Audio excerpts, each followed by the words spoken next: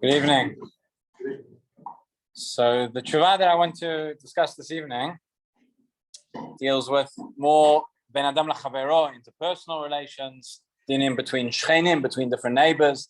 Unlike the cases we've looked at the last couple of days, from Shabbat, from Tefillah, where sometimes it's quite obvious where, which siman you have to open up to, where to find the sources. Sometimes you have these everyday situations where it's not so clear immediately where, what's the relevant mitzvah, what's the relevant siman. We have to do a little bit of digging. I'll share with you the particular analysis that was done in this tshuva. There may be other ways of looking at it as well, as they usually are. So the question that was asked was as follows. A person lives in an apartment block.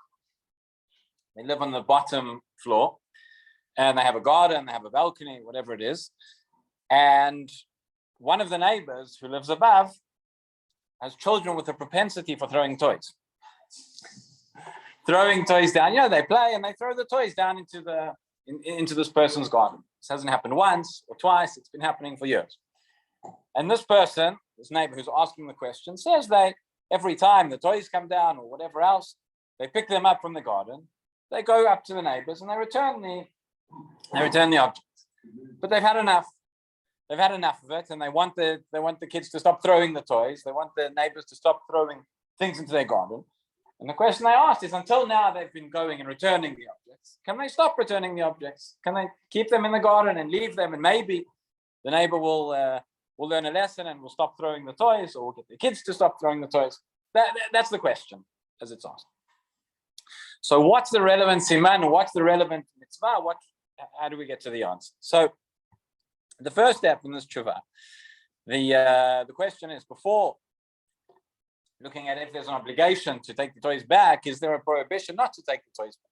He says, if until now you've been doing it, you've been taking the toys back every time, and you're going to stop, maybe there's a chashash that we know there is a mitzvah of lo tikum v'lo titor. There's a prohibition of taking revenge or taking a grudge. Loosely translate those terms. Does this fall into that category? Right? The Gemara, the Rambam talks about in Hilchot Deot, talks about how Nekama is a very, very terrible character trait. He says the language is interesting. He says by the people, he says they tell them muvinim. People who understand, people have a little bit of sechel, they're not worried about taking revenge and bearing grudges. He says all these things are divrei hevel, v'havai, it's nothingness. The Sefer HaChinuch explains, why can't you take revenge? Because somebody did something to you. Hey, they've got their own cheshbon, but it's got nothing to do with them. They couldn't do anything to you. If HaKadosh Baruch Hu didn't want this thing to happen to you, therefore it's between you and HaKadosh Baruch Hu. It's not with them. What's the point of going back and taking revenge? And the classic case of Nekima and Netira, which the Gemara tells us, is that Nekima is that somebody comes along and asks to borrow something from you. Somebody comes to your house and says, can I borrow your knife or whatever it is? Well, you go to them first and you say, can I borrow your knife? And they say no. So the next day they come to you and they say, can I borrow your toaster? And you say no, because you didn't lend me your knife. That's taking revenge. And Natira, which is taking a grudge, which is where you go and say, can I borrow your knife? And they say no.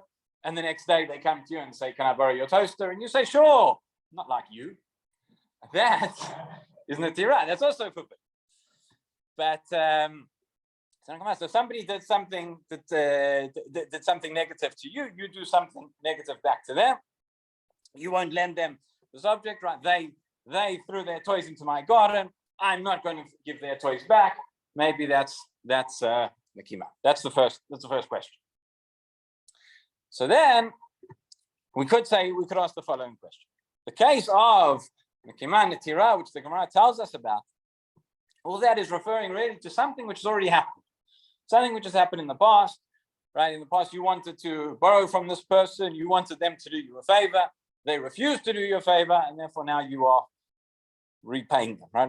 Not returning the favor in kind.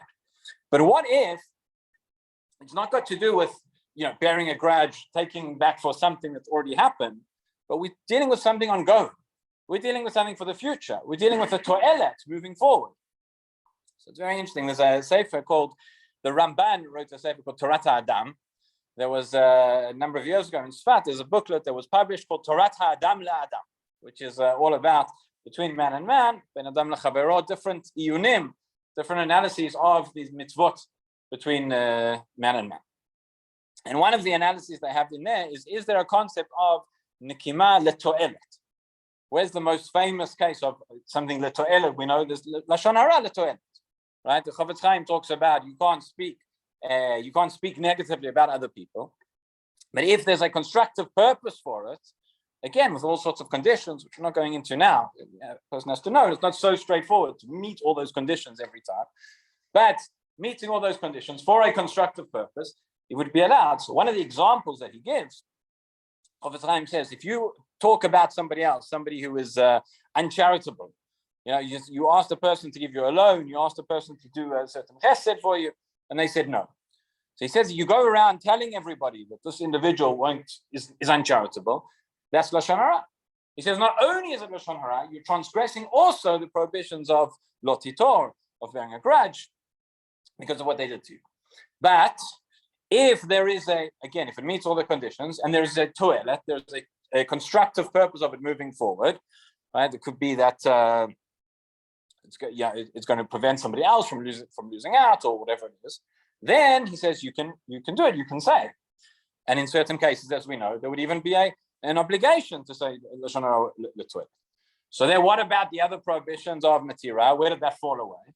So you might say that also, even that's l'toilet, that this concept, again, meeting all the conditions, might apply to these mitzvot as well. So that's the first direction, to say that even if this would fall into the category of nikama, maybe it's not revenge as such, because you're not just trying to pay back somebody for what happened in the past, you're trying to change and improve the situation for the future. Number one, so prohibition. Number two, is there an obligation to take back the toys every time? Why would there be an obligation to take back the toys? So you could say that it's just a good thing, a person's just doing a favor. Or you could say it's a Shabbos Aveda, maybe. That a person lost, they had something in their possession, they lost it, it's coming to your garden. You need to go back and give it back, right? Is it really lost? Is it really lost? So that's a question. That's going to be a question. So before we get to that, is it really lost? Maybe. First of all, we might not need to go. First of all, the question is, what is the nature of Hashavat Aveda? Does it mean that you have to give back the object to the person who lost it, physically give it back to them, put it in their hands, or in their possession, whatever it is? Or does it mean so long as it's not lost, meaning it's in a place, it's in a way that you've enabled them to be able to come and collect it, that would be enough. So if they know that they can come along and collect it, they know where it is, they know it's in your house, so then you have fulfilled the mitzvah of Hashavat Aveda just by the fact that they can come and knock on the door and they know that they can get it. So in the Sefer Torat Adam LaAdam as well, it quotes in the name of Moshe Weinstein and in the name of the Chazon Ish that this latter understanding would be enough to fulfill the mitzvah of Hashavat Aveda. Even if not, if you're going to go according to the first opinion, you might say, and there's a suggestion that's brought in the Tshuva as well, that there's a concept of Aveda Ladat, which is a case where a person loses something. Generally speaking, we assume that a person wants their possessions, they've lost it, they want it back. But if they do something, they put it somewhere in such a way that reveals that they weren't too concerned and they weren't too bothered about what happened to it, maybe the parents weren't too bothered about the kids losing their toys because they won't throw them anymore. But if a person puts it, that is what's called an Aveda Ladat, and then the regular halachot of Hashavat Aveda wouldn't apply. So, for example, a person has a barrel of wine, they leave it out somewhere with the lid off in a place where bugs can get into it and it's going to go moldy, whatever. So we assume they aren't interested in it. Or a person has money and they leave it out in Reshut HaRabim, they leave it somewhere in a place, in a way where it's unguarded, where it's obvious that they weren't interested in it. So Shulchan Aruch discusses this case of Aveda Ladat. According to one opinion, that would be an indication that the item is hefker, and whoever wants can come and pick it up. Or maybe that it's not necessarily that it's hefker, but that the chiyuv of returning it would fall away. But there's no dust. The kids are throwing it. They don't have any dust. The kids are throwing it. Okay. So you could say you could say that.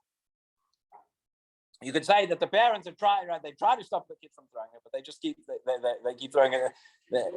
Right? The kids doing it, so maybe not. So according to that, you're saying that he would have to go and give it back. Not about that, and therefore that he would have to go and give it back. And then he would have to go back. Okay, so maybe. So that's one thing. Or you could say, I think what was indicated before was that even getting into this case of Aved Aladat, the first question is, before we say, is there a Hashavat Aveda? Is it an Aveda? Right? A lost object means something which is lost. You don't know where it is. You don't know what happened to it. It's disappeared somewhere. In this case, everybody knows where it is. Right? They've thrown it down. And the fact is, whether they've come yet to collect it or not, but they know it's there. And you might even say, they're going back to the Aved Aladat, that in a case where a person puts it somewhere where they know that it's in a precarious position and that item is going to be lost, that shows that they aren't interested in it. But here, they haven't put it in a careless place. They know that the neighbor downstairs is very nice, and for years he's been bringing the toys back, and therefore he's going to still bring toys back, and therefore they would still. Maybe. And that's the way they just let them throw. Okay, so that could be, but